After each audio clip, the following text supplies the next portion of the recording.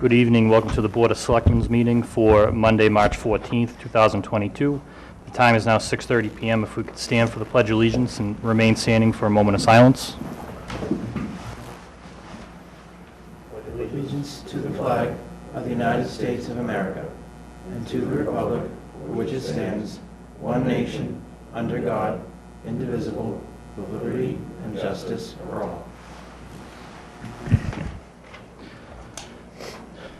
A moment of silence tonight for Cohasset Police Officer Mark Jenkins, who passed away unexpectedly at 55 years of age.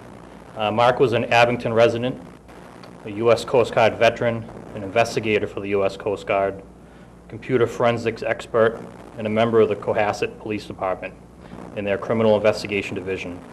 He passed away unexpectedly the other day, so please join me in a moment of silence for Mark as he leaves behind his wife and his daughter and extended family.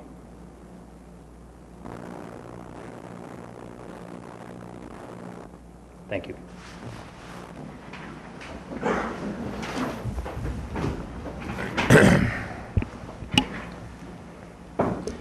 Okay, public announcements. Alex Agerty. Yes, Mr. Chairman, I just have two public announcements for the town.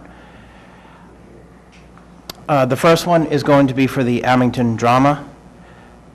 I regard the theater as the greatest of all art forms, the most immediate way in which a human being can share with another sense of what it is to be a human being. Oscar Wilde. Come support the Abington High School drama on March 17th and 18th at 7 p.m. at the high school auditorium in Lockdown. A one-act play by Douglas Craven depicting in a dark classroom 8 students sitting in an official lockdown at school, not knowing if it's just a drill or an actual emergency. See what goes through students' minds in a lockdown situation. Admission for the production is $5. Note of warning, the script does contain strong language and mature subject matter. It's not recommended for younger audiences. So come support our talented Abington performers, and to our Abington drama thespians, break a leg. And my last announcement for today, Mr. Chairman, is I just want to wish everyone in Abington and their families a very safe, healthy, and luck of the Irish, happy St. Patrick's Day. I know it's definitely exciting that we can actually celebrate together this year, especially with the Abington St. Patrick's Day parade is here and back. I'm sure that it will be another extravagant celebration, as it always is.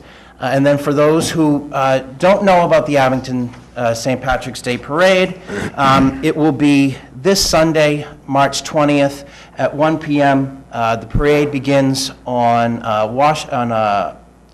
off of Orange Street, which is also better known as St. Patrick's Square. It goes along Washington Street, bears right onto Adams, then concludes over by the old New England Art Building. So it should be very exciting. I know Jack Bailey and his committee have been working tirelessly to put this together.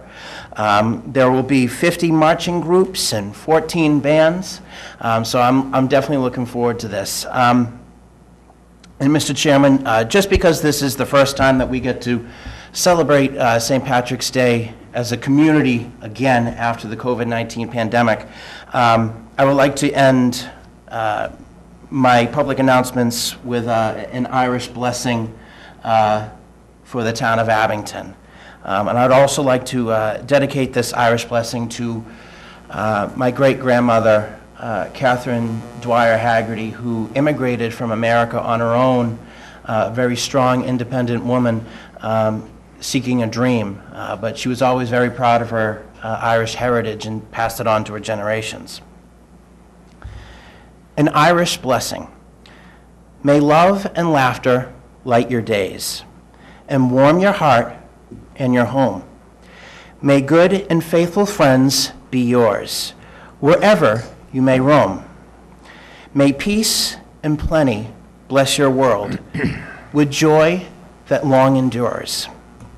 May all life's blessing seasons bring the best to you and yours. Happy St. Patrick's Day, Abington. Mr. Chairman, that's all I have for public announcements. Thank you. Mike? Nothing tonight. Alex? I only have one. Since Alex Haggerty's the newest guy here, he buys all the candy that we throw out on Sunday. The tradition. Nice. He Thank was you, wondering Alex. My pleasure. Yeah. Hey, Alex, you taking a poll on what type of candy people want? You should put that on I think you Facebook should and get put You that know up what? on That's a Facebook. great that on idea. Facebook, all right? I mean, I'm just a guy for Reese's myself, but I don't know. Let's see what the town wants. Send all emails to ahaggerty@abingtonmass.gov. Sounds good. Thank you, Tim. Tim? No, nothing. Thanks. Okay, two more announcements. Received notification from Thomas Hickey, who is the Superintendent Director at South Shore Regional School District. I am happy to inform you that the Massachusetts School Building Authority at its March 2nd board meeting voted to invite South Shore Tech into its core program. This is welcome news for the school district as it's its 7th application, and we will begin the orientation process with MSBA in April. An important factor to mention early is that this invitation will not require any additional funds from our towns as part of our FY23 budget. We have stabilization funds that will cover the cost of a future feasibility study. We have been preparing for this for several years so that such an invitation would not trigger a spike in assessments in a given budget cycle. Last spring, we were fortunate to have our town support for a debt authorization article that would give us the capacity to take on targeted capital repair projects over several years. At the time, I indicated that we were invited into MSBA in the near future. We would hit the pause button on these projects in hopes of having these projects wrapped into a state-subsidized project a few years down the road. This will be my recommendation to the school committee as we move forward in this MSBA process. I will be sure to highlight this development in any discussions we may have with the Town Finance Advisory or Select Boards. If you have any questions, please feel free to contact me.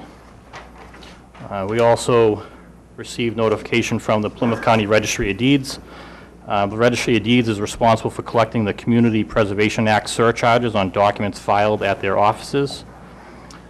They have attached a list of amounts, but the significant increase this year per community is a result of legislation that increased the recording fees for documents recorded at all Registry of Deeds. And Abington received $198,700 in 2021. Which will go into the CPA fund in some sort of fashion, I believe. Scott can maybe answer that further. And one other thing, I just want to, to the town, if everyone could please take a moment today to just remember Abington Police Sergeant Alex Kokoris. Our thoughts are with his family today and every day. So with that being said, it's time to go. We have 6:30, we have some time. So let's bring up Police Chief Del Papa for a badge pinning ceremony. What's that? Public announcements, Kevin. What's it? Public Do you want comment. Public comment. to do that? I don't care. I do. Okay. That's I what it was is. going to do that after, but I'm going to be real quick. sure. We'll come up, we'll do this real quick if you can, so we can get these, there's a lot of people here. Sorry. I'm Dan Broman, 222 Linwood Street. I'm a taxpayer, a voter, and a concerned citizen. I'm concerned over item 4 on the agenda tonight, to lower the quorum for the April 4th special and annual town meeting. It's a bad idea.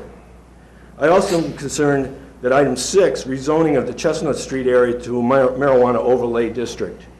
I'm concerned about that. This is an area of special concern by the state of Massachusetts. It's core habitat for species of special concern. This will be voted on at town meeting, and we need to have more people involved in our democracy, not less.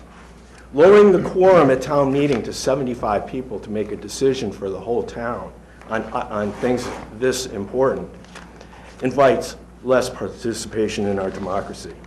At a time when our environment needs protection more than ever. Thank you. Thank you. Any other public comments? Anything on the agenda? If not, I'll move on to the badge pinning ceremony. Chief Del Papa, if you want to come on up. Good evening, Board of Selectmen. Thank you for your time tonight. I'd just like to take a few moments to introduce a couple of the Abington PD's newest officers to you, conduct a ceremonial badge pinning, and then there'll be a citation presentation by Representative Sullivan. The first officer I'm going to introduce to the Board of Selectmen tonight is Officer Vanessa Miranda. Officer Miranda, you want to come on up? Officer Miranda was born in Brazil, attended high school in East Bridgewater. After graduating from high school, she went on to receive her associate's degree in criminal justice from Massasoit Community College in 2016. She's currently attending Bridgewater State College and expects to receive her bachelor's degree in criminal justice with a minor in sociology later this summer. Previously served as a special police officer with the Whitman PD. Moved to Abington in 2017. The Abington Police Department hired her in 2020. She graduated from the 70th ROC class at the Plymouth Police Academy in July of 2021. Currently assigned to the day shift. She speaks fluent Portuguese and basic Spanish, and she's going to be pinned tonight by her husband, Jonatas. Jonatas, if you'd like to come on up.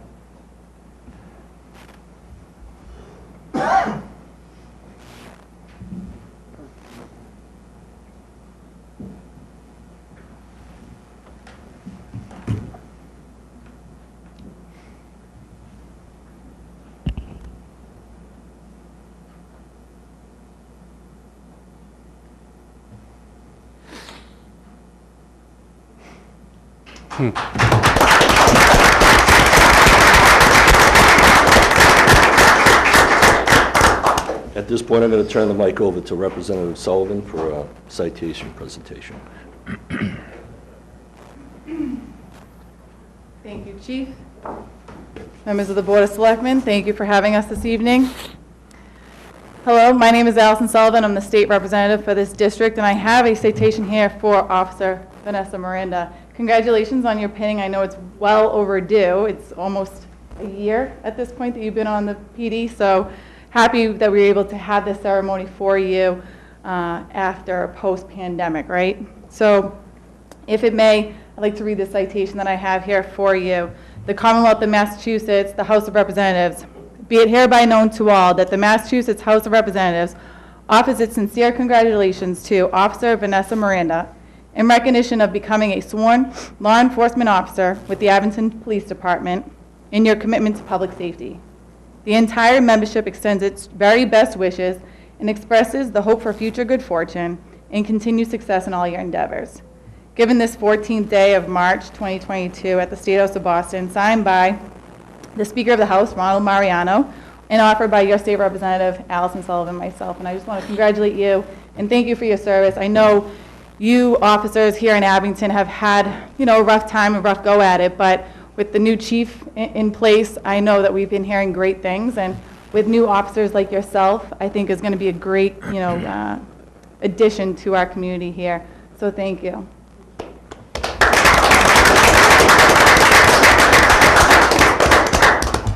The next officer I'd like to introduce is Officer Raymond Emery. Raymond, come on up. Officer Emery is a graduate of the Abington High School class of 2015, and shortly after graduating from Abington High, he went on to receive his bachelor's degree from St. Joseph's College in Maine in 2019, criminal justice. Hired by the Abington PD in 2021, recently graduated in February of this year from the 71st ROC class of the Plymouth Police Academy. Currently in his third week of field training with the department. He's going to be pinned tonight by his mother, Deborah. Deborah, if you'd like to come on up.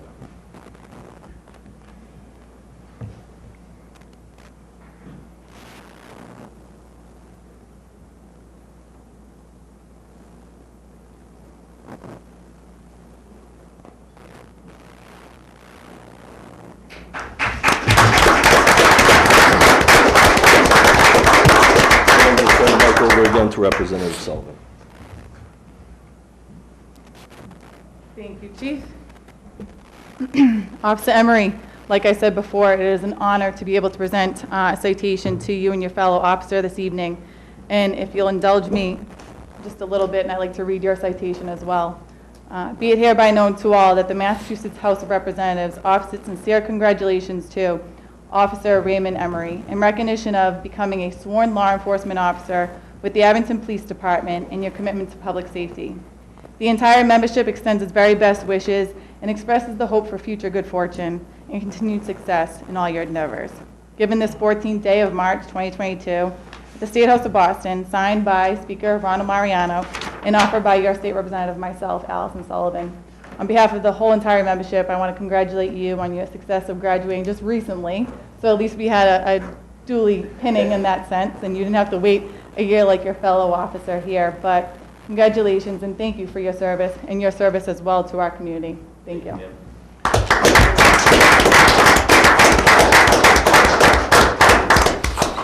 That's all I have. I just want to thank you again for your time. I think it's important for the board to meet the newest members of the PD. It's a pleasure to work with these officers and a valuable asset to the community. Thank you very much. Thank you, Chief. Thank you, Chief, and congratulations. Congratulations.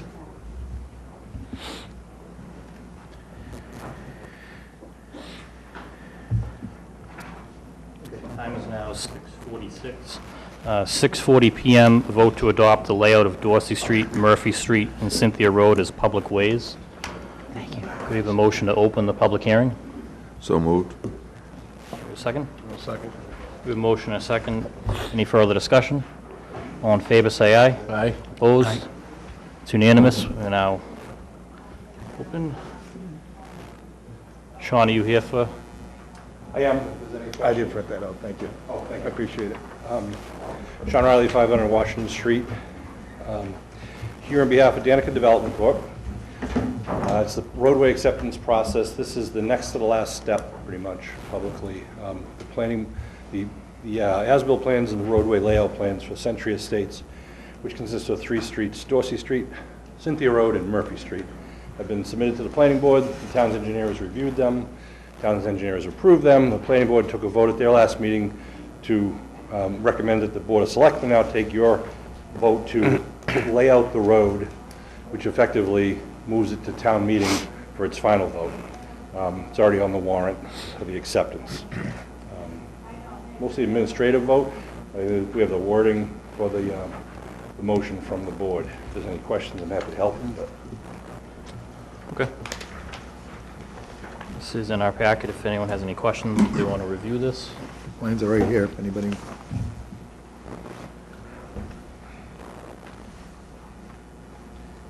Do you have any questions from the board?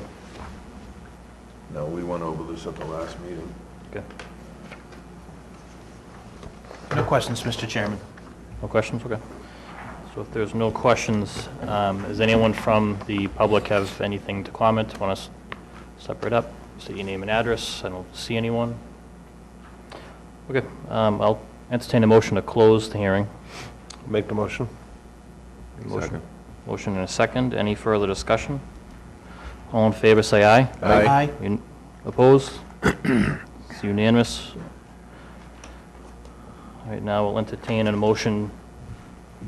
I think, Tim, do you have the language, or? A motion to accept the recommendation of the planning board and to lay out as public ways the streets shown as Dorsey Street, Murphy Street, and Cynthia Road on the submitted roadway acceptance plan for Century Estates dated January 17, 2022, and to adopt, execute, and file the order of layout with the town clerk.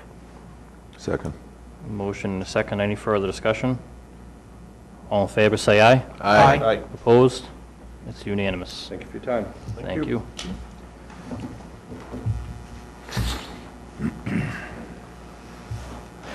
All right, Good time to do your minutes.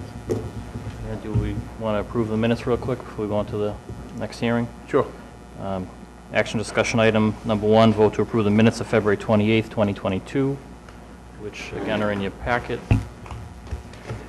Mr. Chairman, I'll make a motion to approve meeting minutes from February 28th, 2022. There's a motion. Do we have a second? I'll second. Any further discussion? I'm hearing none. All in favor, say aye. Aye. Aye. Opposed? I'm going to abstain. 1 abstention. So all in favor, was say sick. aye. All I right. wasn't there, yeah. So 4-0 and 1 abstention. Just cold. Okay, time is now 6:50 PM. A request to transfer an all-common victual, is that? Middle. Oh, yeah. Vitilar license from Ole Ole Cantina to Modern Mexican Incorporated, doing business as Tequila's Mexican Cantina, 800 Brockton Ave. Could you state your name and address for the record? Good evening, members of the board. My name is Attorney Nicholas Felici. I represent the applicant. With me tonight is Mr. Eric Brambilla, the owner of the applicant corporation, and to my far right is Mr. Saul Marzan, who is the proposed manager for the restaurant on the application. If it please the board, I'd give a very basic rundown as to what we're looking at this point in time. If it please the board. What we're looking at is a transfer of the all-alcohol liquor license currently on the subject premises over at 800 Brockton Avenue. Members of the board may be familiar with the previous restaurant that was inhabiting the premises. It was the Ole Ole Cantina. That restaurant basically closed down, just didn't quite make a go of it, and we've been able to purchase the assets of that restaurant, and of course the liquor license, the main asset in that purchase and sale agreement that is included with our package. By way of brief history, Mr. Brambilla has a very successful history in the last 10 years of 3 good long-standing Mexican restaurants in the greater Boston area, and was interested in bringing that Mexican family restaurant theme that's worked so well for him in these other 3 restaurants down to Abington, and we believe that that would be a nice improvement and would add quite a bit to the dining experience for the community of Abington based on his track record with these other restaurants. It's a family-style restaurant, and he believes that it would fit in perfectly in the town at this point in time. And Mr. Mazan has been an assistant manager at the Groton restaurant that Mr. Brambilla has run for the last 5 or 6 years. So he has significant experience in the serving business, and of course is fully tip certified, as well as having the experience as an assistant manager, as I said, for the last 6 years. So there wouldn't be any major changes at all that we're expecting. The interior structure would remain, the exterior structure would remain. We're basically looking at just changing the motif inside to fit the Mexican style motif that he has in his other restaurants in the other areas around Boston. And with that, I'd be glad to take any questions that the board may have. Okay.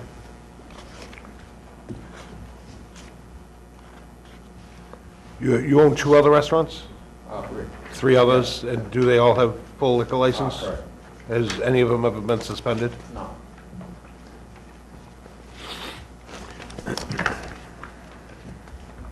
How long have you had the other restaurants? The Groton, 8 years, and the other one is 5 and 4.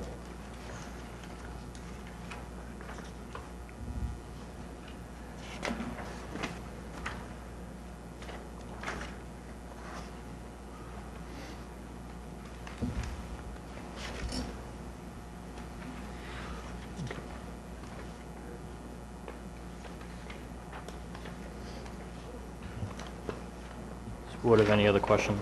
I don't, Alex, Mike, anything? No. Okay. Is anyone else, here's the current owner here tonight? Well, I don't see. Does anyone from the audience want to get up, have any public comment on this matter? Hearing none. It's a tough spot for a restaurant, but if the food's any good, you'll do all right, Usually it works that way. right? And if it's a great spot, the Yeah. food stinks, it's not going to make it either. I wish you guys luck. Appreciate it. I'll make a motion to transfer the all-alcohol Close the vehicle hearing. license. It's not a hearing. It didn't say it Oh, yeah. was anyway. From Ole Ole Cantina to Modern Mexican, Inc. I'll second that. Okay, we have a motion and a second. Any further discussion?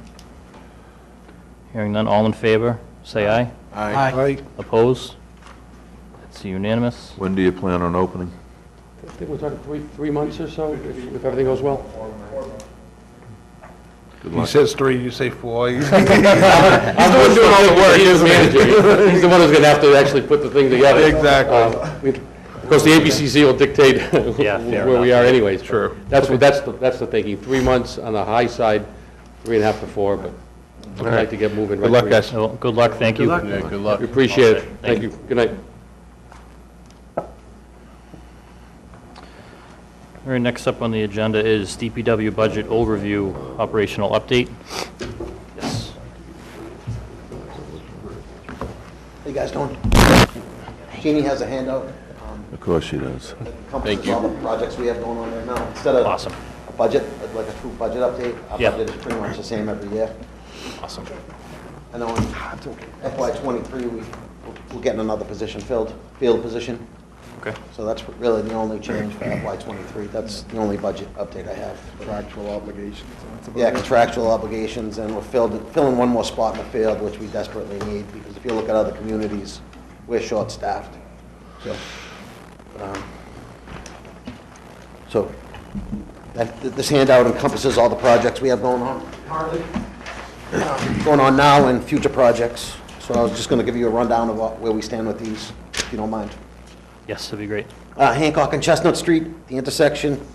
Everyone knows how much of a problem that is. We were able to get it on the tip list. It's the Transportation Improvement Program. It's a program run by the state, and they fund the actual construction of these projects. We just need to fund the design. So this has been slated for federal year 2026 is when groundbreaking is supposed to take place. And it'll be a roundabout. It didn't meet the warrants for a traffic signal. Warrants have to be met for a traffic signal. So we'll be putting a roundabout similar to that at North Quincy and Chestnut. So, with the industrial park right in the middle, is that going to be a problem with trucks? We've talked to Peter Fiore about it. I think we've come to a resolution on that. We're not 100% designed yet. We're close. We're about 50% designed right now. So we funded design through Chapter 90 on this particular project. But it's the third most dangerous intersection in town. And between 2018 and 2020, there were 32 motor vehicle crashes with 10 resulting in injury. So there's a desperate need for a solution up there. Not only are we going to put a roundabout there, we'll be shaving down the hill on Hancock and building up the actual intersection itself to lessen that steep slope. Because it's a problem in the winter, it's a problem when it snows. It's a bad intersection. So to get this on the tip is a benefit to the taxpayers. Okay. $3 million project that the state's going to fund. And if you go to the next page, that's 25% design of what it may look like. I didn't want to bore you guys with all the plans, so that's just what it's going to look like in 2026. And the third page it actually shows it on that's the actual tip. It shows it on the tip. And we'll be putting this presentation on our website page, if anyone at home wants to see it. And then Chestnut, Randolph, and Old Randolph, we were actually able to get that on the tip as well. That did meet the warrants for a traffic signal, and that's the most dangerous intersection in town. So that'll be a tip-funded project. We have design costs for that project on our capital plan for 2023. It's a $4 million project, but it will be state-funded, and it's desperately needed. Between 2018 and 2020, there were 37 motor vehicle crashes, with 11 resulting in injury. It's a lot for 2 years. So we have that going on. So when is that one going to go? It doesn't have a year yet, Okay. Alex. There's actually a meeting tomorrow of the MPO, the Metropolitan Planning Organization. They have two different scenarios. Scenario 1 includes this intersection for federal year 2027. Scenario 2 does not include our intersection. So I'll be at that meeting. It's a virtual meeting at 10 a.m. tomorrow. Hopefully they they vote for scenario 1, and we get this intersection on the tip. What would move things up on the tip list, other than just projects being completed? What would move things up if another town's project wasn't ready, didn't meet a certain threshold of design? Yeah. There's design criteria that has to be met throughout the course of a tip project, and if they're not met, they get kicked off the tip, someone else Okay. moves up. That could get us moved up. Okay. So, but I think this is another, this did meet the warrants for a traffic signal, so. Okay. That's awesome. And the next page is Dangerous the intersection. locus map of that. And you can see how the approaches are offset. There'd be some realigning to do with that. And the next page actually shows the tip, and it shows how it's not currently programmed. But at least it's on. And it's a $4 million project. So That would be realigning those streets as well, or trying to realign them? geometric realignment, and the traffic signals themselves, and other improvements, ADA improvements, crosswalk improvements, things of that nature. Okay. It would encompass everything. Awesome. But it's, it's a benefit to this town to get that on the tip. We don't have to pay for it. Yes. We have to cover the design. And then the next page, the state recently come out with a grant, a new grant. It's a street grant, shared street grant is the name of it. It came out earlier this year. We've applied for the amount of $198,000 for the intersection of Thicket and Old Randolph, another dangerous intersection. And we applied for a grant through the Shared Streets program a few weeks back. So we're hoping to get that. We'll find out sometime late spring. Okay. And the next page shows what that would entail, that project would entail. Would tighten up the intersection. We actually have people driving the wrong way down that road. So this project would stop that, and it would slow speed down with the flashing speed signals and things of that nature. So it's another project we're trying to get pushed through a grant. This is an actual grant. Okay. So we'll find out late spring, early summer on that. Next page, sewer force main, finally complete, active and online, completed on time, under budget, and Jay also did a great job with that. We'll be paving in spring. We have to pave Vernon Street, Route 18, Summer Street, and parts of Route 123. That'll be done in the spring. Will those streets be paved curb to curb? Our streets will. We're still waiting to hear from Mass DOT what they want to do with 123 and 18. We're still waiting to hear from them. But that was a much-needed project. Central Street Bridge, the town approved through town meeting in 2020, $950,000 for rehab of that bridge. It's right near our highway department in Glenn's Place. The project entails reconstruction of 10 beams, the deck, and the railings. It's 100% designed, and it's in the hands of Mass DOT. Every bridge in the state has to be approved the plans have to be approved by Mass DOT before we can proceed. Mass DOT has had these plans for 2 months. Allison's going to help us out with that. Or we're going to miss the construction season. When they do construction on this, will it still be one lane open, or will it be closed down? Still working on that, Kevin. It's a good question. I know with the We might emergency- have to close it for some time, Okay. but that's a good question. Yeah, a lot of people are asking that. Yeah, just We'll with see what happens. your trucks down there, and also the Yeah, police department, everything's right there, and Yeah. the fuel pumps, so. Yeah, it would be good to keep at least one lane Yeah. open. I don't know if it's possible yet, Okay. but we'll know. Should this new idea of the new joint fire station and highway, will that anyway possibly push it along, where we It would- will be having more traffic? It would make it safer, Yeah, for Yeah. fire vehicles and our vehicles and everyone's vehicles. Okay. Yeah, actually, yeah, that's a good point. yeah. It would definitely make it safer. Hopefully, they're just backlogged at Mass DOT and they'll approve it soon. So once it's approved, We can go out to construction. bid. I do have a call to Mass DOT, so hopefully we'll have an update tomorrow on the status of it. that'd be awesome. Yep, once it's approved, we'll go out to bid and we'll get it done. And that way, if that project does come to fruition with the fire, we'll have a nice new bridge there for everybody. It's replacing the exact existing bridge, the same size, dimensions, everything? Pretty much the same size. The sidewalks will be a little bit bigger. We can get rid of those stupid cones that have been sitting there forever. Forever, yeah. Those, so we can get rid of those. So hopefully they come back to us soon. And there's a couple pictures. As you can see, the rebar underneath the deck and the railing, and needs some work. And then we have the Center Ave Bridge, which is also graded poorly. We applied for a grant under the state small bridge program, which gives grants to towns and communities for bridges with a span of under 20 feet. So Center Ave Bridge qualifies for that. And we just applied for a grant for that. So hopefully we get that. It was built in 1880. Really? Yes, sir. So we're trying to push things along. Wood? It's, there's a picture of it right there. You can see the barrel is cracked in 2 different spots. Yes, sir. Yeah, right at Spencer's there?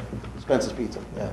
Wow. I mean, it doesn't look that bad from the top, but underneath, as you can see with these pictures. Big. We have other pictures too, but I didn't want to overwhelm you guys. Next page gives us snow and ice for winter of 21 and 22. We've had 52.1 inches, which is actually 7 inches above average. We've had 4 plowable snow events and 20 salting events where we've had to go out and treat the roads because they were slippery. So I know it didn't seem like a lot this winter, but we were actually 7 inches above average. And these are the numbers where we stand. With the deficits high because we only budget $100,000 a year and spend that way for, 15 years maybe. Yeah. Maybe we should change that going forward. I don't know. It's up to you guys.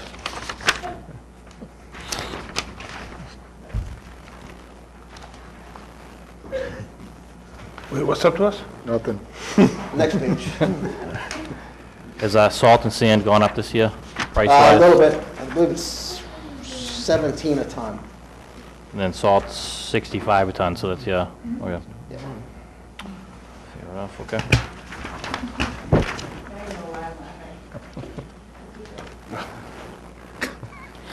Gene. I think that was the pothole on us, Center Ave, I think that I hit the other day. We filled it. Is that one you filled, you know what I'm talking about? Did you pull the kid out first? That's Yeah, the that Titanic. was brutal, yeah. Oh, that's great. All right, this is our, every year we go out and rate the roads on a scale of 1 to 10. We have 221 roads, and I believe it's 60 that got graded below a 5 on a scale of 1 to 10, with 10 being best.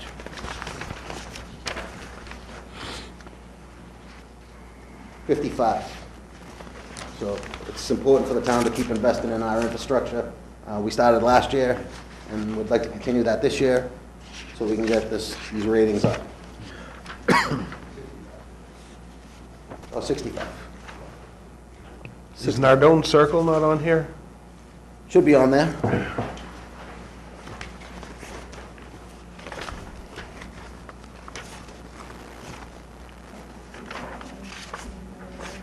Let's see.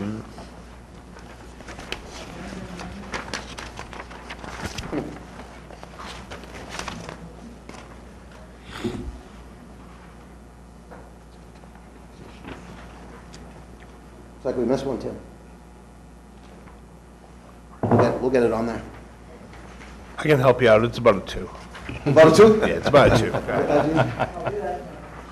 It's about a 2, all right. So 66. Top of the So road. it's 66, below grade of 5 now. And then this second to last page is, that's our fleet list. Anything in yellow is over 15 years, anything in blue is over 25 years, and officially an antique. So, but Scott's got us heading in the right direction with his capital plan, and we'll continue to, we have a new sweeper now, and hopefully we continue to get other new equipment going forward. 1964. Wow.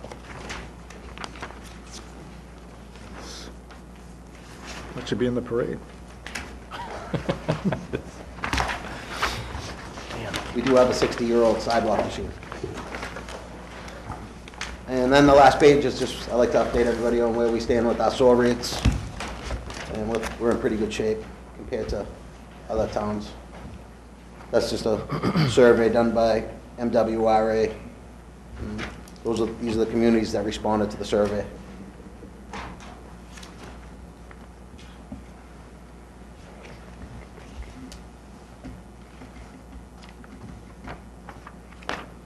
And that's all I have. Thank you. Thank you. Thank you. I just ask for patience at this time. This is our busiest time of year. We're trying to get, spring sports starts a week from today. So anyone out there, I just ask for a little patience. I know we have potholes, we have plow damage cleanup, we have Little League fields to get to. We have a lot of stuff going on. It's our busiest time of year. So I just ask for patience and we'll get to everything eventually. Awesome. Thank you. All right, thank you. Thank you, John. Thank you.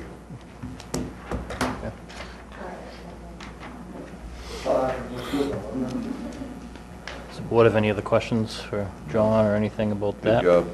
Thank you. You guys are doing a great job down there. Thank you. Okay, next on the agenda is vote to appoint a temporary municipal hearing officer for building and fire code violations. Scott, do you want to talk a little bit about this?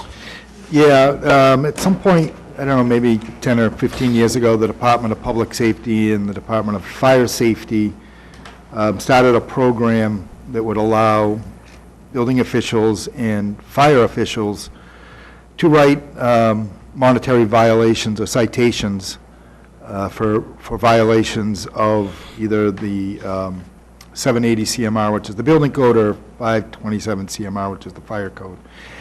When they put this program together, they required that the municipalities that were going to do this appoint a hearings officer, a municipal hearing officer, so that anyone who, in receipt of a violation notice, could appeal that notice. The requirement is that within 48 days of receiving the notice, or within 21 days, they have the right to appeal it, and then within 45 days, we should hear the appeal. So 10 Railroad Ave, I think, is probably the first time that the fire officials and the building officials in Abington have felt the need to actually use one of these citations. They're typically a good tool to use as a warning, but sometimes when a developer or contractor just isn't getting the message, you have to resort to a monetary fine. In this particular case, during the recent cold snaps that we had, the sprinkler system at that 10 Railroad froze up, and there were some immediate needs for corrective action. So the company was issued citations to get the corrective actions taken care of, and they have subsequently appealed those. We do not, and the town never has, appointed a hearings officer. So at this point, in hopes of expediting this so we can hear their appeal in a timely manner, I'm requesting that this board appoints a temporary hearing officer until such time as we can go through a more formal process. I've spoken with Andy Burbine, who is the chairman of the local zoning board of appeals, to ask if he would do this for us. I asked him, actually, after consulting with Sean, my thought was we need and should have somebody who is familiar with an appellate process and someone who is also familiar with standards, codes, and the general law.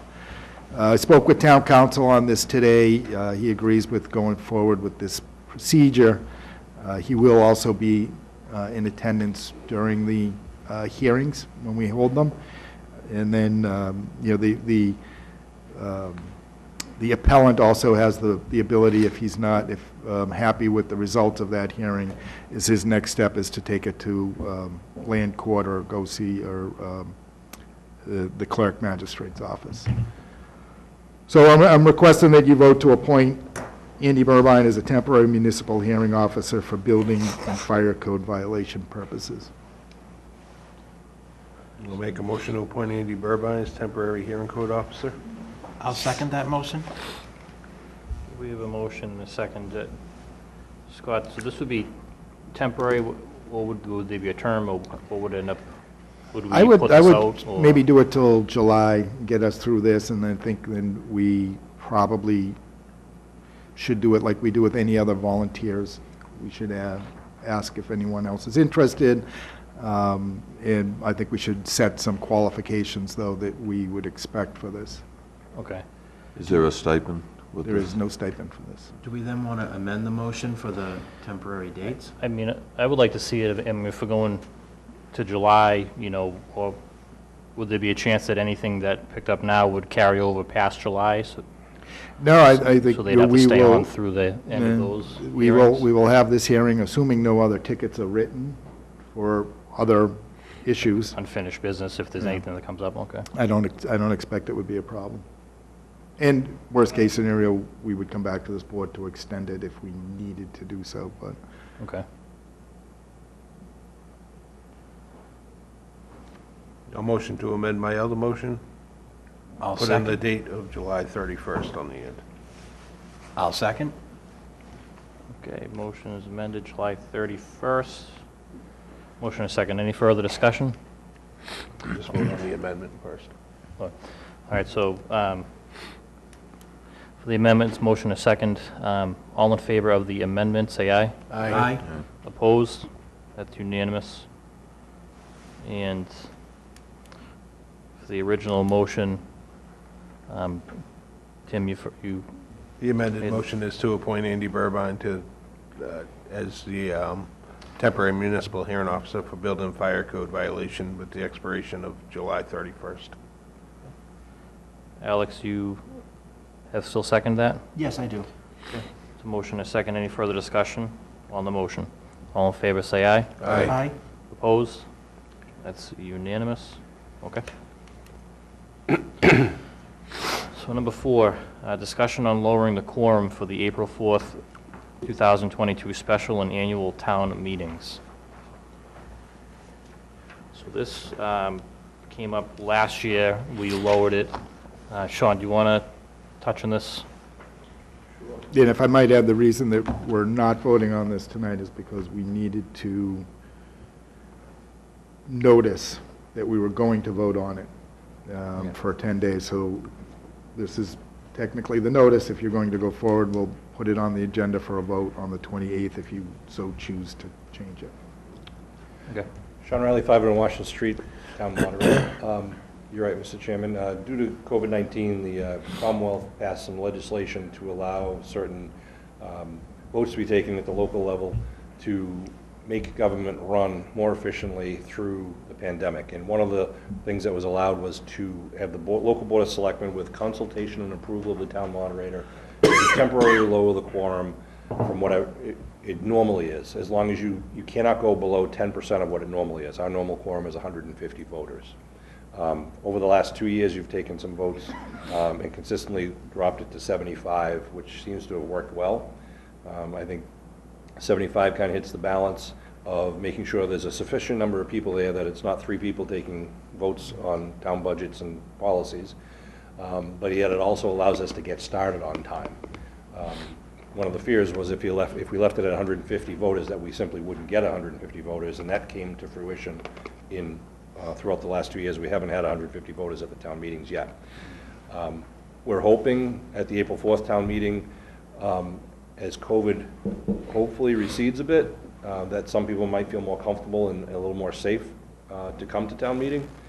But yet, I wrote an email for the record to be submitted for you if your later vote at the 28th, but I would support it to be reduced, because I think it's critical that the town get town meeting done, because we need to pass the budget, along with all the other things on the warrant. And I want to send kudos out to your town manager and your treasurer, tax collector, and your town clerk. We had a meeting today to go over everything, and it is a very efficient warrant. We're very well prepared.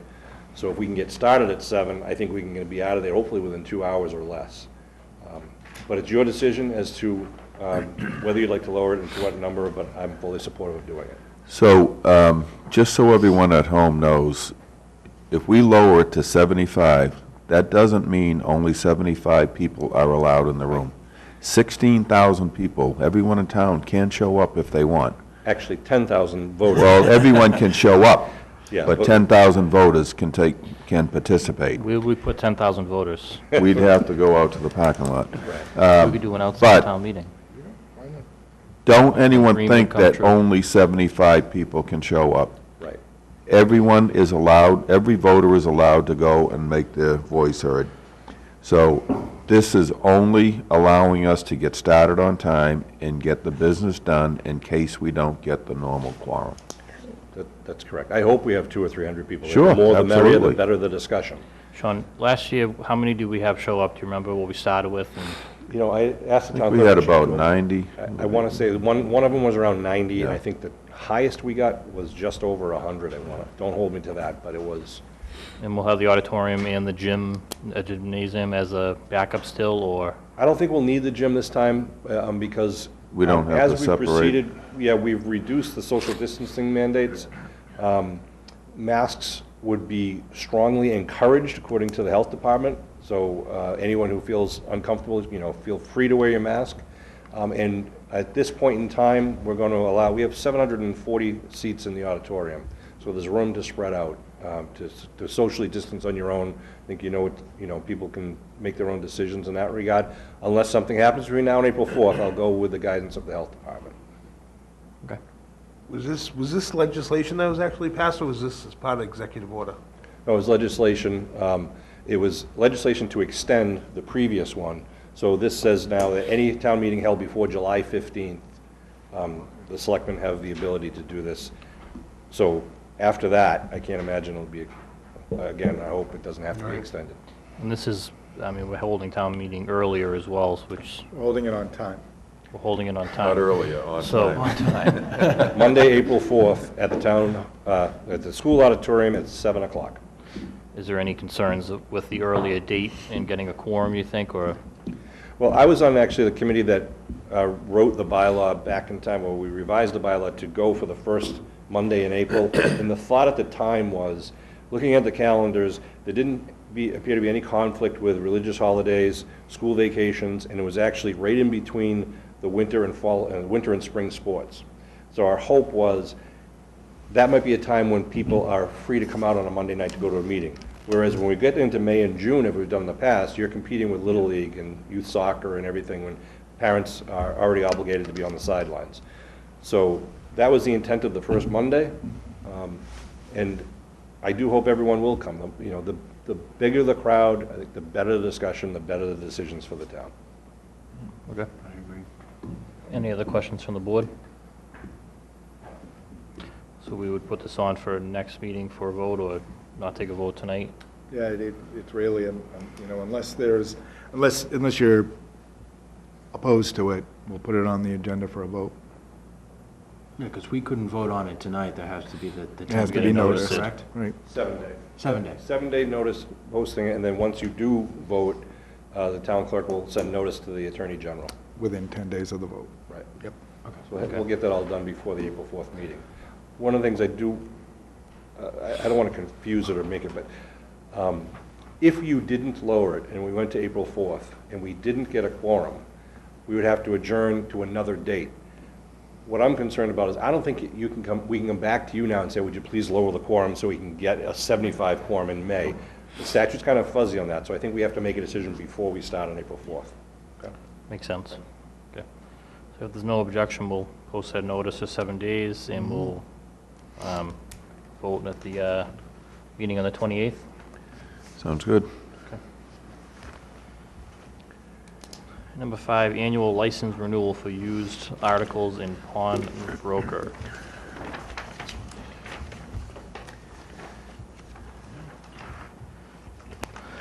I would make a motion to approve the annual license renewal for the licenses listed below, pending receipt of all paperwork, up-to-date taxes, and satisfactory inspections. ABC Tech Squad, 201 North Quincy Street, Designer Diva, 171 Rockin' Ave, and the Electric Planet, 1347 Washington Street. Motion. Motion and a second. Any further discussion? All in favor, say aye. Aye. Opposed? That's unanimous. Number 6 is vote to open the annual town meeting warrant. Discussion and possible vote on adding, amending, or removing articles. So it should read vote to open, and actually need you to open the annual town meeting and the special town meeting warrant.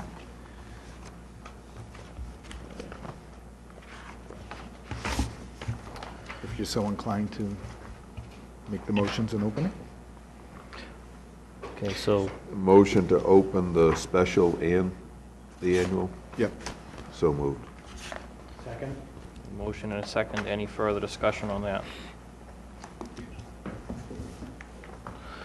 Hearing none, all in favor, say aye. Aye. Opposed? Aye. 4-1. Okay. Okay, so it is opened. Scott, do you want to? All right, so I've given you, start with the special town meeting. I've given you a copy. It just has some edits. Most of the edits that you'll see there, in blue, a lot of it's just housekeeping and not anything substantial. The addition would be on page 3, Article 6, again on the special town meeting. We have Article 6, new fire station design, to see if the town will vote to amend the vote taken under Article 12 at the May 24th, 2021 annual town meeting to change the purpose of the appropriation, but not the amount, to include engineering, design, and project management costs for a new DPW facility as part of the engineering, design, and project management costs for the new fire station on the same site, or take any action relative thereto. This is to give us the ability, as now that we have identified that there's a strong possibility that a co-located site for the new fire station and an upgrade to the DPW facilities is a possible plan. In order to do a needs analysis of the DPW and sort of a site analysis of that property, we need to amend it to reflect that.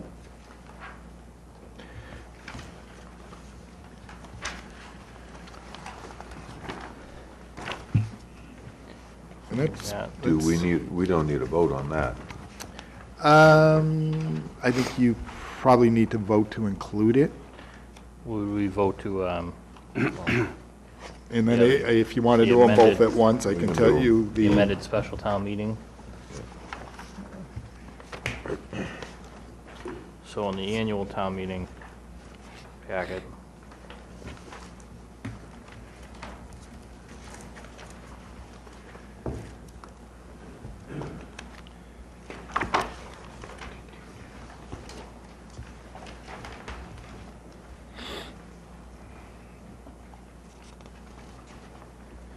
all right, so do you want to review the annual town meeting? yeah, what does the board feel? You want to review both of them, and then Yeah, well, you want to go with special, and then, we opened them together, so we should vote them together. Okay, so then the additional item on the annual town meeting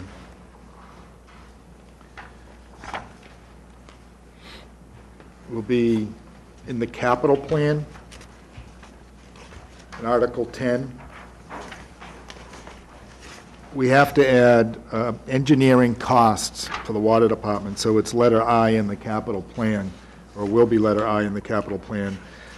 Engineering costs for PFAS remediation, $500,000, and the funding source is the American Recovery Plan Act money. The reason that we had to add this is because that money is coming from the Plymouth County ARPA funds, and they are requiring us to run it by town meeting. If it was coming out of the town's ARPA funds, we wouldn't have to do this. But Plymouth County wants us to do it because there's also other funding sources that are going towards this. As you'll see, we're borrowing money for it in another article. So this is just for the engineering costs, again, and it's only because we're using the ARPA money. The other things that are different in the annual town meeting, the zoning articles, there were several zoning articles that the planning board looked at and requested to have removed. And I think they sent you a letter, Kevin. I'm trying to find a copy of it from the planning board.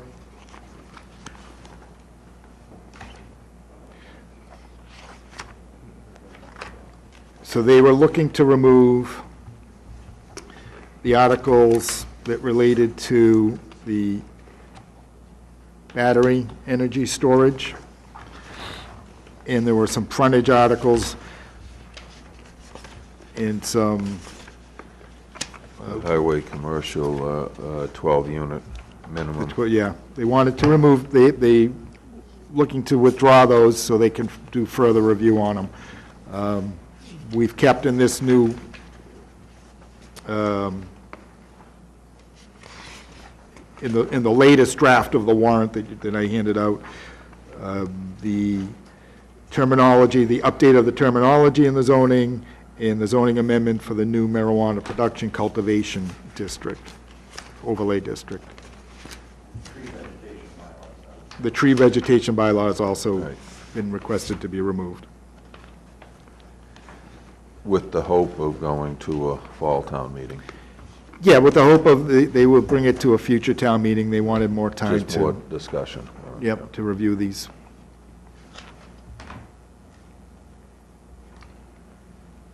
Sean and I were at that planning meeting. And Rick, yeah, Rick was there, yeah.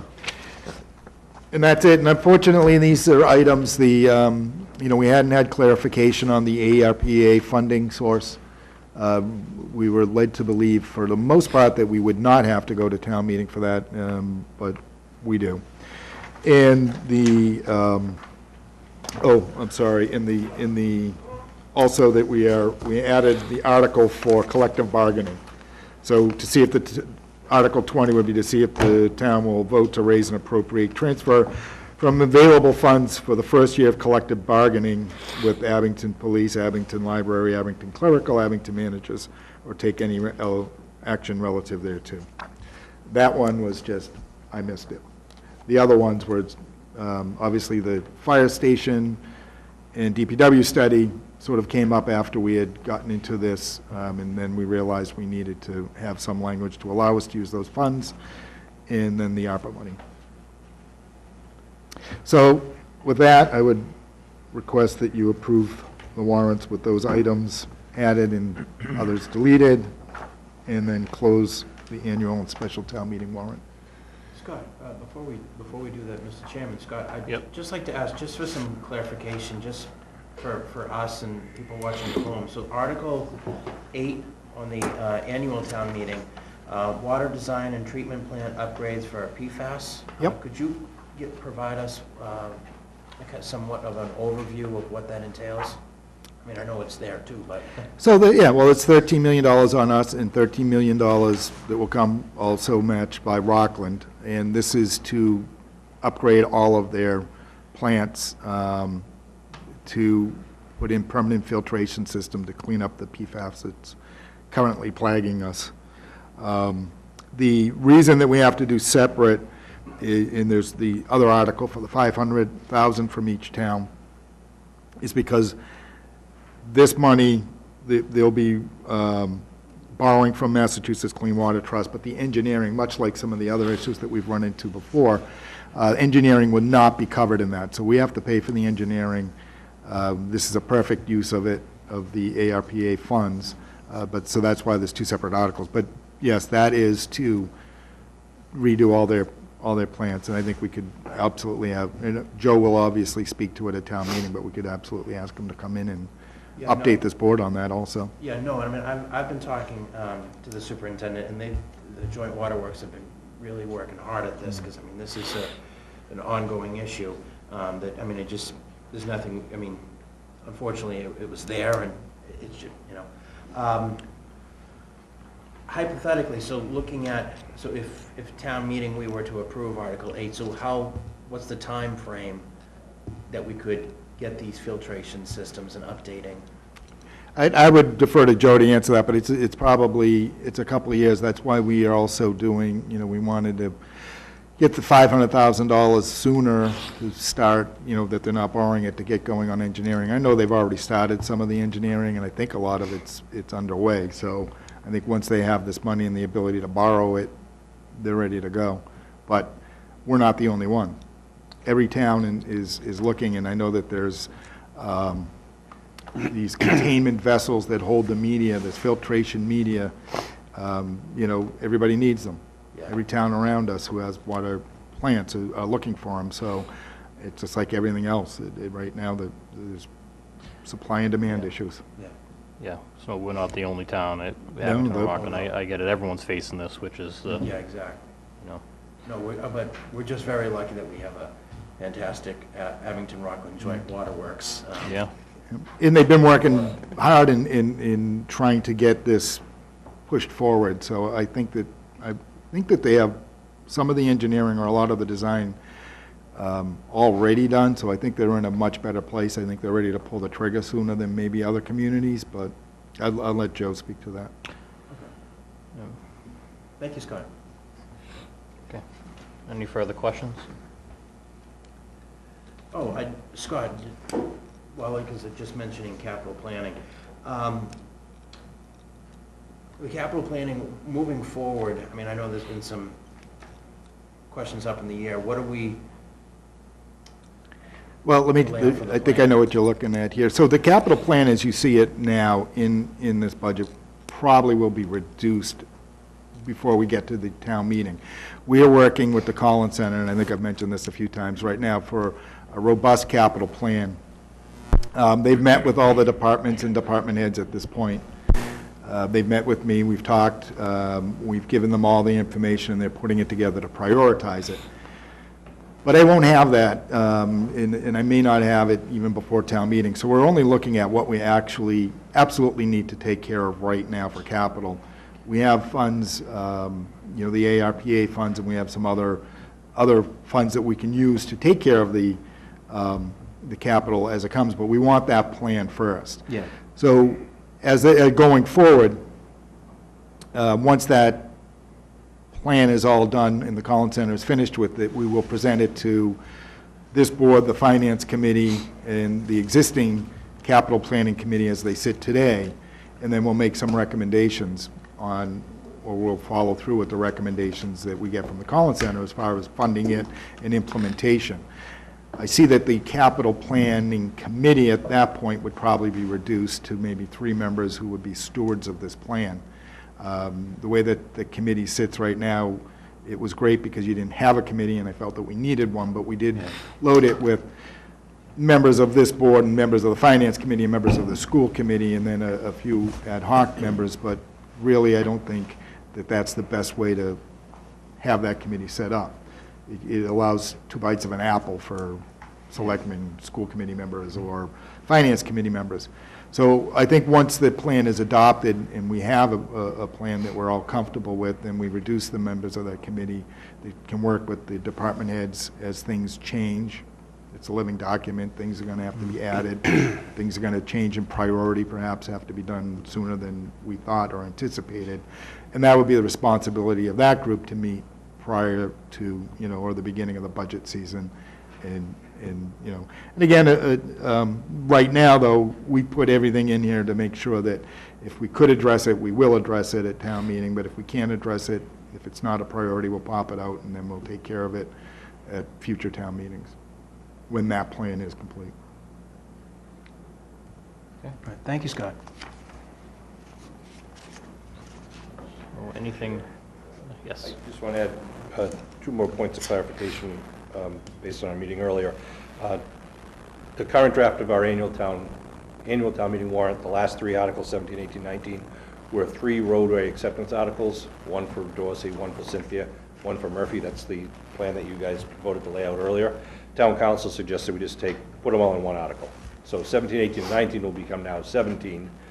So the It won't be 20 anymore. Exactly, so, There will be some numbering changes. right, I just want to let you know that. So based on your vote tonight, if you follow Scott's request for the deletions and additions, we'll be able to kind of finalize both warrants, which I think will result in approximately, I think it's 8 articles in the special town meeting, and I think 18 in the annual town meeting. So a pretty efficient set of warrants. Yeah. Okay. All right, so And a new clean version. We've been updating the website with these as we've gone along, but a new clean version will go up tomorrow. okay. So we're looking for a motion to Accept the amend. changes as proposed. and Motion to close. accept the changes for the special and annual town meeting warrant as proposed. I'll second.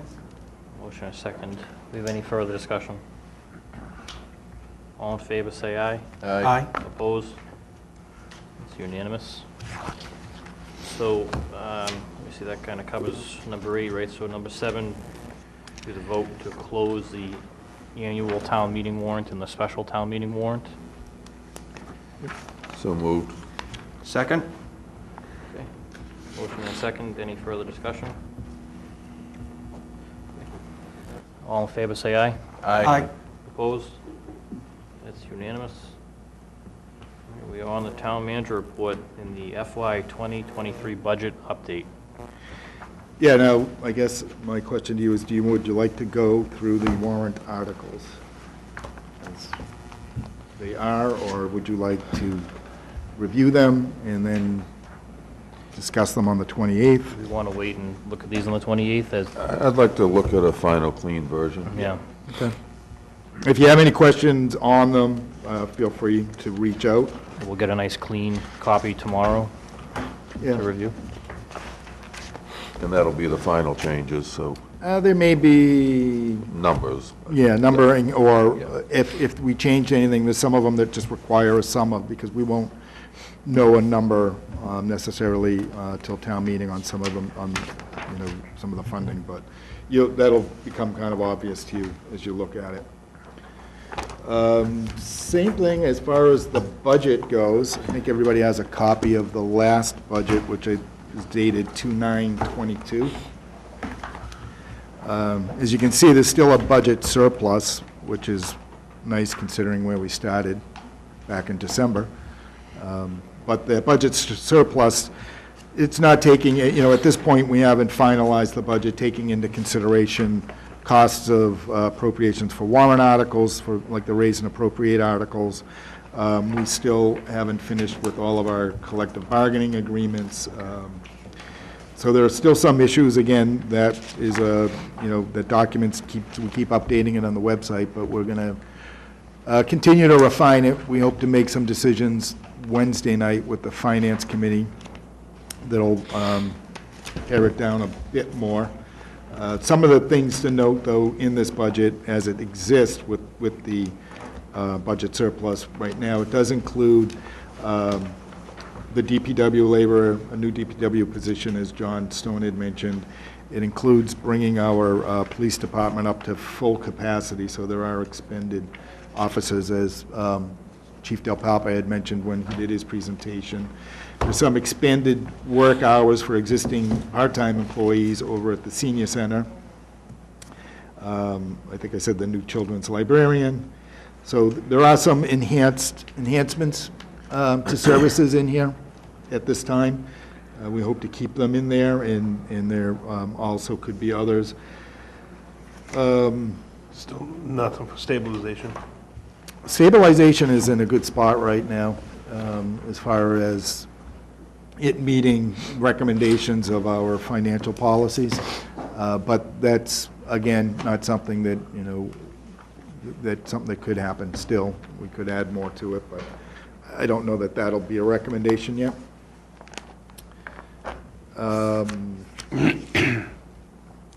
So I think I'll go into the town manager's report unless you have any specific questions on the budget and the revenue sheets. Does anyone have any questions? Scott, what was the budget surplus? I'm sorry, I'm just looking at it. 306,724? Okay, thank you. Yeah, and again, that's, As you can see at the top where it says total warrant articles and there's no number up there, what that would be is, once we consider what we have to fund through raise and appropriate that we're not borrowing for, we're not using free cash for, but we're raise and appropriating, that number will go up there and it starts to eat away at that surplus. Okay. So it's still a draft, but again, we're very comfortable with the numbers. It's come a long way. I mean, where did we start in November? What was it? 2 million? Yeah, it was 2 million, but, you know, again, when you start with your budget and you start with the process, it's, you know, we haven't had state numbers yet, we haven't had updated revenue forecast yet. All we've had is contractual obligations and asks of departments. So, yeah, it's a work in progress, and it's nice that we've gotten it down to this point. Yeah, it's a big swing from then, so. Yeah, Okay. yeah, it was a scary start. But again, it's early, so. All right, so I'll give you, this probably got stuck in the fax machine earlier when I was trying to get it to you guys. It's a fax machine. We have typed town manager You reports use tonight. a fax machine? Wow. I had to get a new ribbon for my brother typewriter. The typewriter's up and running. All right, so to date, most of the focus in the office has been, and with the finance director, has been, you know, just working on the warrants and obviously the FY23 operating budget. Fire station project, we've put out one final RFP for a land acquisition. This is an attempt to do our due diligence, ensure that we have identified all properties available. You might recall that I had reached out to some of the properties, it's mostly the large-scale properties that were in the corridor between 123 and 139 to see if any of them were interested. The GOEOSO property was one of the ones that was large enough that we were hoping, but there wasn't much interest. But we wanted to just make sure that we can answer to the taxpayers that we have looked and unturned every stone as we try to find a good spot for this. So that RFP is out now, or will be out this week, and we'll see if there's any interest. Basically, it's just asking if anybody in a certain geographical area with 2+ acres would be interested in selling the property to the town for this use. There's other conditions that fall in there. We'll see if we have any interest.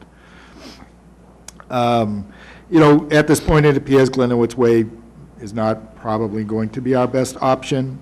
Solution that would co-locate the new station on the existing DPW site appears to offer many benefits to the town. Obviously, that's a project that would be coming up in our very near future over at the DPW facility. Their main building is in very bad shape. If this is something that can work out, that there's a savings in economies of scale and a savings of some shared spaces, it would be great to bring that to town meeting in the future. So that's what we're hoping for. Again, we're doing our due diligence just to make sure that there is no other viable options. But as you know, and as we discussed, there'll be a request at town meeting to amend the article approved at last year's annual town meeting that will allow us to use that money to look into the space needs into the site of the DPW facility with the existing funds that we already appropriated. I've been working with National Grid on a fleet advisory program. The program is going to review a list of all town vehicles. The idea is to identify any vehicles that have the potential to be replaced with electrical vehicles when their life cycle ends.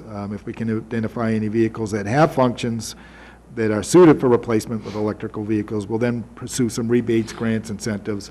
Most of the legwork of this is being done by a consultant that's with National Grid. It's not costing us any money to do this and to research this, but certainly in light of what's going on now, if we do find that there are, you know, obviously I think it's more light-duty equipment. I don't think we're going to get a ladder truck that's fully electric yet, but there should be some, you know, smaller vehicles and even maybe even police cruisers that fall under this.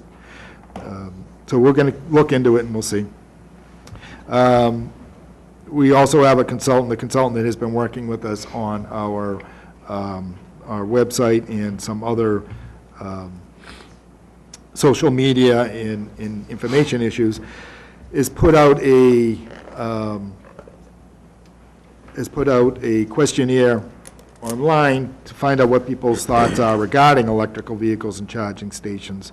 So it's really asking, is anybody, you know, are they considering future purchases of electrical vehicles? And if they are, should we be considering putting in some electrical charging stations? There is grant money out there. I know several communities have installed charging stations at their town halls or at their senior centers or at other, you know, police stations or whatnot.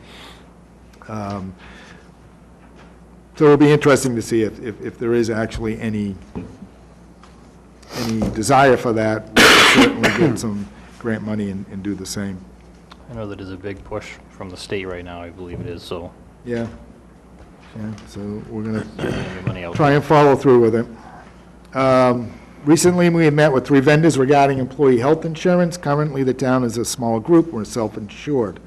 We feel it would be in our best interest to join in with the larger groups, could offer some significant savings as well as pool our resources, limiting our exposure, so to speak. To date, we have met with Maya, Mayflower, and the Mass Strategic Health Group. At this point, it looks like Mass Strategic Health Group offers us the best match to what we have existing. The Insurance Advisory Committee has had a couple meetings with this group. We've discussed it with them, and we're sort of in our due diligence, right now we're wrapping it up. If everything flushes out that there is no change in benefits and no change otherwise, it looks like it would have significant savings to the town and provide the employees with as good, if not slightly better, protection. So we hope to have it wrapped up by town meeting, and again, if it does, that'll be reflected in the budget. Currently working on collective bargaining with police management. We're in the beginning phases with DPW and fire, and we have wrapped up bargaining with library and clerical. The annual financial audit has been completed. Everything looks good. We're scheduling a presentation for this board and the finance committee. At that time, I would also like to have a discussion and review of the existing financial policies as well as proposed update to the financial policies. The proposed date for this joint meeting is April 18th. We were trying to do it at the end of this month, and I had asked the Finance Committee, and they were willing to do it at the end of this month, but our auditors will not be ready, and there's really no hurry to do it. It doesn't have to be done by town meeting. It doesn't really have any effect on town meeting. But again, it would be good for you guys to hear the report from the auditors. And I had given everybody a copy of the financial policies, the 2006 version, which we're currently working under loosely, and then a new revised version. I think most of you probably have it somewhere in a file deep down at the bottom. But I wanted to bring them back up again, so we just haven't really discussed them enough, and I think it's time that we make these changes.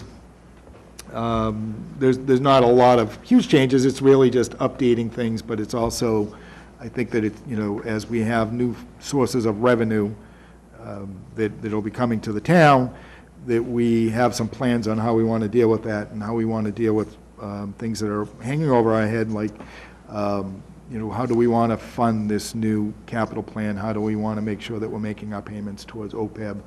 And keeping a stabilization fund, and maybe we want to start a capital stabilization fund as well. So these are all the things that we can discuss along with that, and I think we need the input of the Finance Committee as we do it. I've received notice from Bud's Provision. They're wrapping up their first full year of business. They're reporting that things have been solid. They intend to expand on their processing and packaging for distribution to other facilities. It won't change anything as far as licensing or their intensification of what's going on in the prior facility. They're going to be reaching out to my office shortly. We'll have a meeting to review their first year financials, and they will make payments in accordance with the community host agreement. It's important to note at that time that they also have requirements in the community host agreement to make some contributions to some local charities. So I think I'll be asking this board to sort of think about how we might want to guide them on that. I don't know that we necessarily have to make a decision or a vote, I think it's best that we guide them and maybe give them some ideas and let them make that decision. However, that's a discussion that we'll have. It's that time of year when the board should perform their annual evaluation on me. As in the past, the recommend process from Labor Council is for the board members to meet with me individually, discuss my performance using some predetermined criteria. After meeting individually, the board members should then report their findings to the chairman, who can compile the reviews. Once the composite is created by the chair, any comments or concerns identified can be discussed between the chair and myself. Please reach out to Labor Council. Jamie is always willing to talk to any one of you if you have any questions or need clarification on the process. We'll distribute the same forms that we used last year. And finally, I met with the representative of the Open Space and Recreation Committee today to discuss the possibility of preserving some of the undeveloped portions of the land across from Ames Knoll on Chestnut Street. I think I gave you guys a crudely drawn outline on a map today. Is that what that was? Crudely drawn outline on a map, yes. The parcel there that has the X in it is the one that's currently been developed by Fiore. And that area is also considered, that's the part that's the in the Muppet district, and also topic of town meeting for the new marijuana cultivation overlay district. But as you recall, a chunk of that we already had some town land that we put into the care and custody of the Conservation Commission. And in the master plan seemed to identify that as an area of concern. As a matter of fact, I think Dan Brailman was trying to get that point across when he was here earlier, is that it is an area that we might want to look at those spaces that are not developed at this point. There's a large part of that area that is owned by a religious group, and then there's some areas that are owned by private groups. So what I've asked the Open Space and Recreation Committee to do is to reach out to some of those groups and see if they would be interested in either, working with us with through CPA or other methods to acquire those properties, put conservation restrictions on those properties maybe, or maybe they would like to donate them to the town, or a future donation to the town when they're no longer using them for some purpose, that we could use that to maybe create a town forest area. So they're also going to look into, maybe that isn't the best use of it, but I think with your blessing, I asked them to do this if, they will come back to this board with some findings. And again, we'll talk with some other groups afterwards to see if it's a worthwhile venture. Eventually, it'll be up to town meeting to make this decision, but. Okay. Any questions, comments? Scott, concerns? as it pertains to open space and recreation, maybe even perhaps conservation, has it ever been discussed about the properties of North and Center School, potentially for open space or recreation? It hasn't yet, but the Center School, we're in the middle of evaluating the building for reuse for senior housing.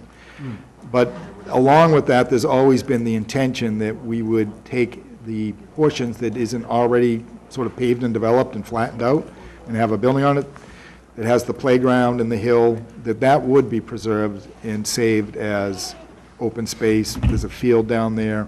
We'd like to incorporate some sort of parking and access to it. So that part, half yes, but for the most part, we're waiting to see what the results of the reuse of that building as senior housing would bring. We've been staying, we really haven't done anything on North School yet. The North School, because we weren't sure whether it was a viable option for the fire station or not, has been sitting there, and it's also a sister building to the Center School.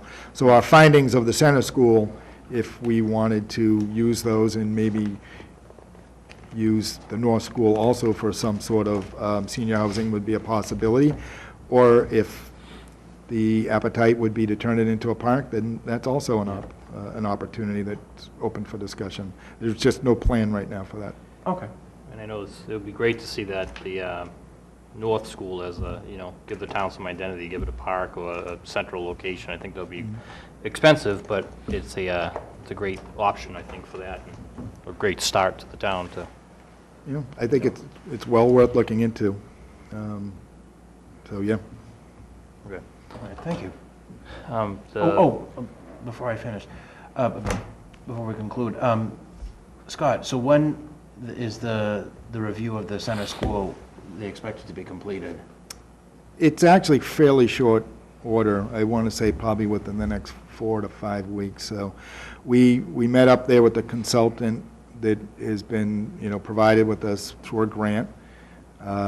We are going to do a walkthrough later this week with an engineering company just to look at the building and make sure that the envelope of the building is sound and solid. From what I could see in my walkthrough, it is in good shape.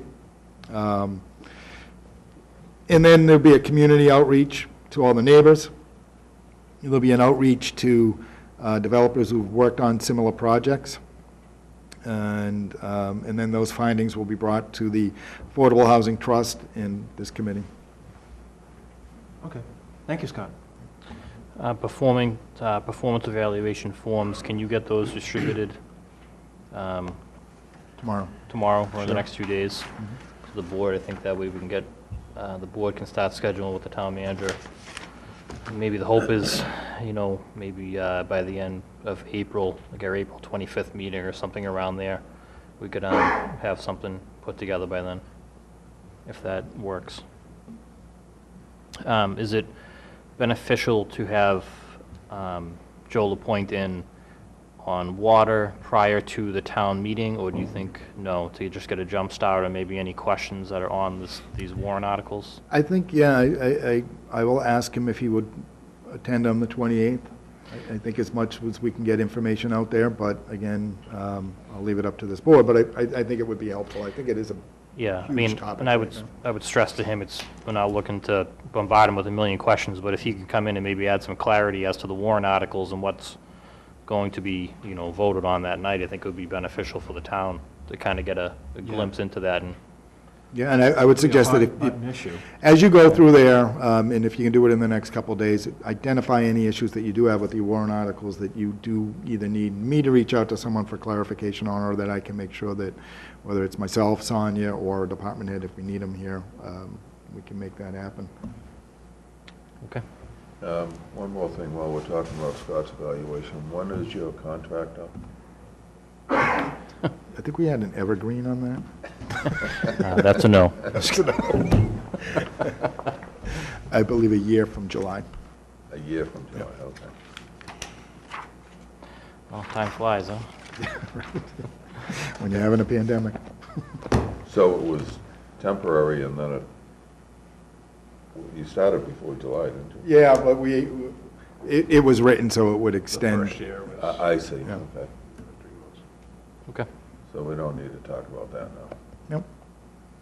I think it's 6 months prior to the expiration you have to notify. I us, think or- 12 months I'm supposed to notice, so Okay. probably in July I'll notice you of my intent and ask you guys to enter into negotiations or Okay. let me know what your intentions are. All Okay. right. Anything further from the board? Motion to adjourn? Second. A motion, we have a second. Any further discussion? All in favor, say aye. Aye. Opposed? It's unanimous. I'm almost out of Kool-Aid.